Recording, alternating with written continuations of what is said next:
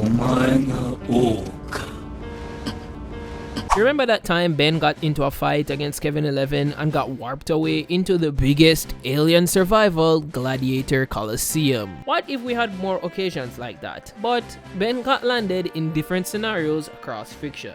Let's find out if Ben Tennyson could handle one of the most important days in solo leveling. Could he survive the Jeju Island raid? There are rules to this kind of mission, of course. Firstly, to make this more interesting, we have decided to ban 5 aliens from Ben's playlist. These are Jetray, Diamond Head, Humongosaur, Clockwork, and Forearms. These were all picked by the audience. And Alien X, of course, is permanently banned for every single situation Ben is in. And we're locked in using Ultimate Alien Ben Tennyson for this raid, based on our picks from Patreon. Now that we're all set, let's break the raid up into 3 different levels, starting with level 1. Breaking into the lair. Ben enters the island with a similar plan to the crew of hunters to get into the lair and kill the Ant Queen. The island is crawling with an army of high-powered insects. In the source material, a singular ant is about as strong as an A-rank hunter. They aren't quite as strong as the varying top-class hunters of the show, like the S-rank and the national ranks, but they are able to perform crazy feats of strength and speed, with the high-end A-rankers surviving impact force that is 617 pounds of force, give or take a few thousands. A singular ant itself is pretty weak, but hundreds of thousands of them are always going to be problematic if you get swarmed by them. That is a huge win condition of these basic soldier ants that are on the mainland of Jeju Island. Most hunters are able to clear through this stage easily, since the main goal is just taking them down with mass area effect abilities that can overwhelm their defenses all at once. So we don't want any aliens like Chromastone, Spider Monkey, or Goop, but something that can beat the ants with minimal effort but with a lot of widespread damage. Aliens like Heat Blast, Swamp Fire, and Big Chill easily take these guys down, since they are very susceptible to the elements. No real need to exhaust your stamina, since the main goal is still just trying to clear a path to the nest, so surpassing the outer layer is pretty easy. Maybe the nest itself will be a little bit more difficult. Upon entering the nest, there are 3 goals that are apparent for Ben, which is clear out the ants on the ground floor, also locating the queen and which tunnel she is in,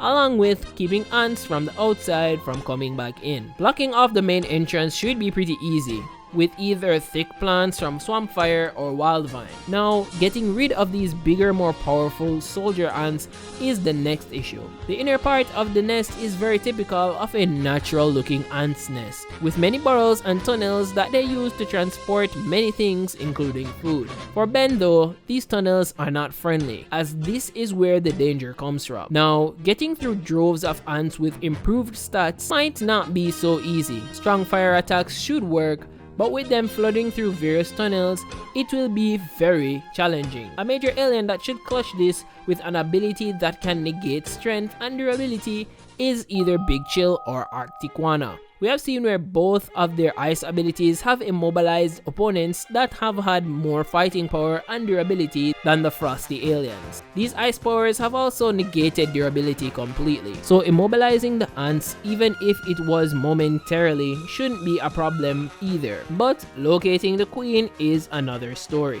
Ben only really has one alien that specializes in stuff like that, with a sense of smell that can literally counter true invisibility. Ben's Vulpamancer transformation. Ben's Vulpamancer transformation is the ace for a mission like this, with skills that are very similar to Baek Yunho, the White Tiger Beast. So Ben would be able to find the tunnel, but the mission difficulty gets a lot higher as there are many more ants in the chamber of the queen. This chamber is full of ants, each having enough power and force to crush a normal human into tomato paste. The main goal still remains to execute the queen though, who is many times stronger than every ant here. Simple raw offense just won't do it for Ben.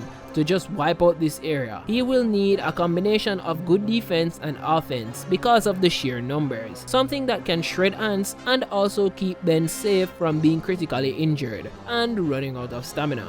So aliens like Big Chill, Heat Blast, Swamp Fire, and any other mass area effect aliens might simply be too weak because of the stamina issue. However, a main alien that does fit this situation is Echo Echo. The Sonarosian SoundCloud boy gives Ben the ability to just create an army of indispensable clones with dangerous sound powers. Now, the power of sound itself can also negate durability and should be able to take down an army of ants that are surrounding the queen with little to no difficulty. Once a reasonable size of the army is down, it's just a matter of effective positioning for Ben to take down the queen. We have seen him do the same for much more mobile targets like the Forever Knight's Mecha Dragon that we saw in the second episode of Alien Force. Even though it was not quite the same size, but the plan doesn't really change. Now with the dungeon complete, I think it's safe to say that Ben would...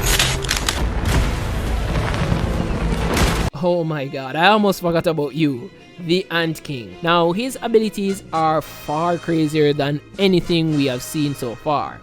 And to make it more interesting, we can have him keep all of the abilities that he received after consuming the S-rank healer. Now the Ant King Beru has been seen throwing attacks that are on the low end, crushing human bones like paper, along with ripping off appendages with minimal difficulty. His strength and speed scale even higher when he becomes serious, going even faster than what the human eye can see, and exerting forces that are breaking mountain rocks like they are eggs. Along with a sneaky mid-range poison ability and near instantaneous regenerative ability, the Ant King is basically... I had to really scratch my head for this one, as there are no aliens that can keep up with all of the stats that he has in combat. Aliens like Big Chill, who have been the MVP so far, just doesn't have the speed to keep up with him, nor the attack potency to keep up with his regenerative ability. A similar thing goes for Heat Blast or even Swampfire, where catching Beru becomes an incredible problem for them. Even though the Methanosian can go ultimate, we have seen that if you just outspeed him and match his power or exceed it, the plant simply goes down. Aliens that can match his speed, like potentially accelerate, simply cannot match Beru in attack potency. And they do not have any poison resistance for one of his major abilities. And if they are able to get serious damage in that isn't immediately fatal, he will just regenerate. He kind of outdoes them in every degree of the fight, whether short term or in the long term. Ideally, you would need an alien that could completely trap and immobilize Beru quickly, or something that could one-shot him before his regeneration kicks in. You need something fast and instant.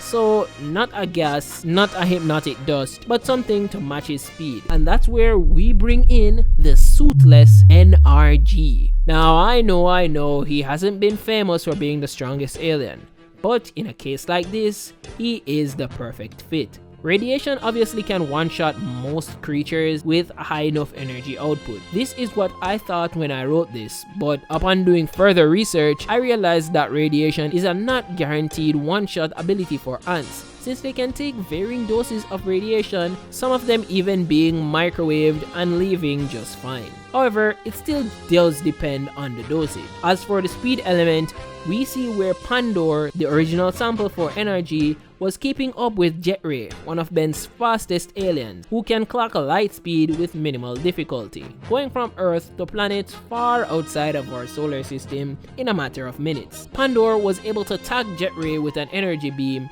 pretty easily, so I can safely say that this guy is pretty fast. Taking into consideration an ant's resistance to radiation, for Ben to output a high enough dosage of radiation that would kill Beru might leave Ben exhausted and have him return to human right after. However, he should still be able to tag Beru, either with a close range burst or a radiation ray. The fight might be a lot closer than what I initially thought, but if Ben can clutch up and use this one-time effective move on Beru, he might be able to override his regeneration with radiation and heat, which means Ben definitely survives the Jeju Island raid, maybe with a few injuries or at least extreme fatigue, all depending on if Beru doesn't have another secret weapon. But thank you guys for watching. Comment where you think Ben could have beat the raid even quicker, and sub to the Patreon to help us make more videos like these. They're actually a lot of fun.